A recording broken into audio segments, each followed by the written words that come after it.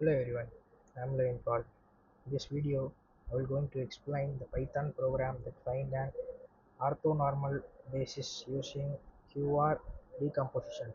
First, we import the NumPy library which is used for numerical and matrix operation. Next, we define a matrix A with three vectors 1, 1, 0, 1, 0, 1, 0, 1, 1.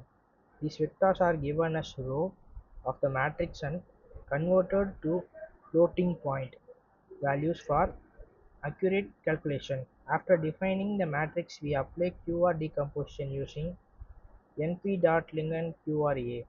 In QR decomposition, Q is a matrix whose column form an orthonormal basis. R is an upper triangular matrix. An orthonormal basis means each vector has unit length. All vectors are mutually perpendicular.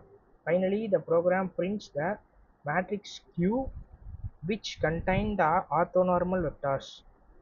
Conclusion: this program demonstrates how dependent or non-orthogonal vectors can be converted into an orthonormal basis, which is widely used in signal processing, machine learning, and data analysis.